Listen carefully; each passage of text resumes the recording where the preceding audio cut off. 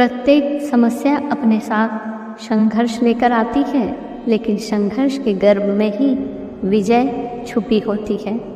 यदि व्यक्ति के अंदर संघर्षों से जूझने की क्षमता है तो वह उस विजय को पा सकता है।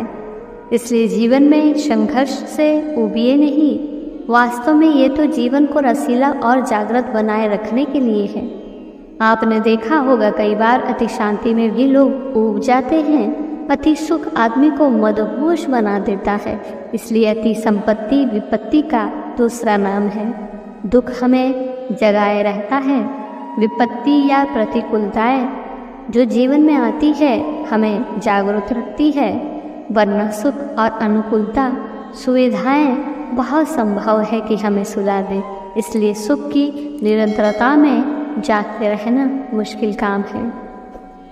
श्री कृष्ण कहते हैं सुख में सुखी हो तो दुख भोगना सीखो। जिसको खबर नहीं दुख की तो सुख का क्या मज़ा। सारी खुशी या दुख पूरी तरह से इस पर निर्भर करता है कि जिस चीज़ से हम प्रेम पूर्वक जुड़े हैं वो किस प्रकार की है। श्री कृष्ण कहते हैं तुम्हारा क्या गया जो तुम रोते हो, तुम क्या लाए थे जो तुमने खो दिया, तुमने क्या पैदा किया था जो नाश हो गया।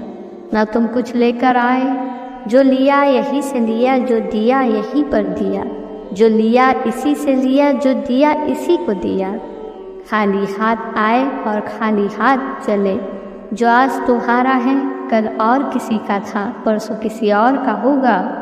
तुम इसे अपना समझकर मग्न हो रहे हो।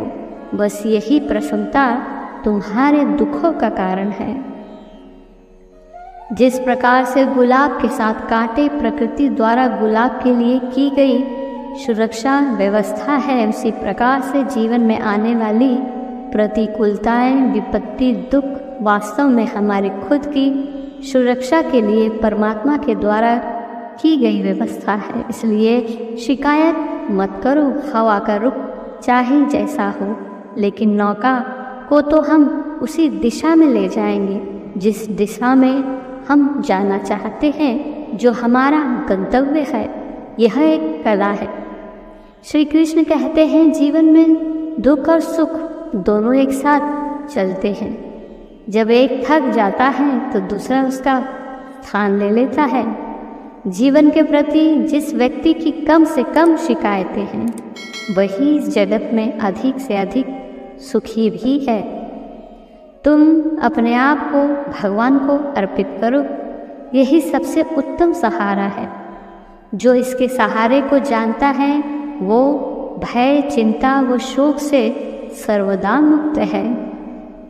श्री कृष्ण कहते हैं जो कुछ भी तू करता है उसे भगवान को अर्पण करता चल। ऐसा करने से सदा जीवन मुक्त का आनंद अनुभव करेगा। आप परिस्थिति को बदल नहीं सकते। आप गर्मी को आने से रोक नहीं सकते। हाँ, आप पंखे ज़रूर लगा सकते हैं। आप एसी लगा सकते हैं। आप वर्षा को आने से नहीं रोक सकते, मगर छाता लेकर बाहर ज़रूर निकल सकते हैं। आप रेनकोट पहन सकते हैं। आप पूरी धरती को कांटों से रहित नहीं कर सकते, मगर आप जूते पहन कर निकल सकते हो। समस्या है तो उसका समाधान भी है, और आपने देखा है भूख बाद में लगती है, अन्न पहले से तैयार है। प्यास को शांत करने के लिए परमात्मा ने पानी दिया है। ध्यान रहे मंजिल पर पहुंचने से पहले का रास्ता थकाने और हिम्मत तोड़ने वाला होता है। ऐसे में कोई भी हार कर बैठ सकता है, लेकिन जो अपने जज्बे को बनाए रखते हैं वे बाद में किस्मत के धनी कहलाते हैं। देखा जाए तो समस्या केवल तब बनती है जब हम उसके आगे घुटने टेक देते हैं और आगे कुछ करने की सोचते ही नहीं और अपने नज़रिए से उसे समस्या के रूप में देखते हैं। जैसे कि एक विद्यार्थी की मुख्य समस्या उसकी पढ़ाई होती है, परंतु देखा जाए तो पढ़ाई कोई समस्या है ही नहीं।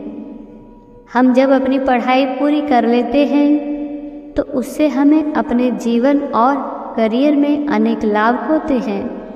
अंत क्या पढ़ाई बाकी में कोई समस्या है? नहीं ना, पर विद्यार्थी उसे अपने नज़रिए से समस्या का रूप देते हैं। पर उसके भविष्य को संवारने वाली शिक्षा को ही यदि वो समस्या समझकर जीवन में उससे बचने का प्रयास करता है तो वह अपने भविष्य के लिए आज से ही समस्या खड़ी कर रहा है। इस स्थिति से गुजरने वाले लोगों को अंततः यह महसूस होता है कि यदि मैं पढ़ाई को समस्या ना समझता तो आज मुझे जीवन में इतनी समस्या का सामना नहीं करना पड़ता। हमें कभी भी किसी समस्या को समस्या के नज़रिए से नहीं देखना चाहिए, मात्र उसे अपने जीवन में छोटा सा कार्य समझकर उसका सामना करना चाहिए।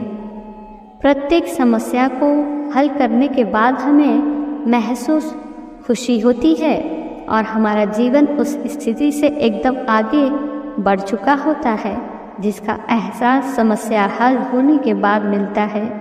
इसलिए इंसान को हमेशा परेशानी आने पर परेशान होने के बजाय उचित समाधान पर गौर करना चाहिए। जब हम समस्या नहीं बल्कि समाधानों का हिस्सा बनते हैं तो हमारा दिमाग हमारी परेशानियों पर नहीं बल्कि उसके समाधानों पर केंद्रित हो जाता है। ध्यान रहे, प्रत्येक समस्या अपने साथ समाधान लेकर आती है, बस कला आनी चाहिए उसे पहचानने की। देखना उस समस्या के ही उदार से समाधान मिलेगा। हर समस्या के लिए शिकायत तो बहुत करते हैं किंतु समाधान के स्वीकार के लिए तैयार नहीं दिखते। भगवान ने बुद्धि दी है, हृदय जैसी चीज़ दी है, उसका सदुपयोग करें। अगर आप सही रास्ते पर हो तो परमात्मा भी आपके साथ है, परंतु पुरुषार्थ तो करना ही पड़ेगा। जिन लोगों ने ऊंचाइयां छुई है उसके पीछे उनकी मेहनत, उनका पुरुषार्थ है।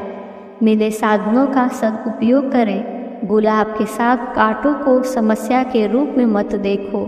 देखने का अपना नज़रिया बदलो। देखो कि कांटों के बीच गुलाब कैसे मुस्कुरा रहा है।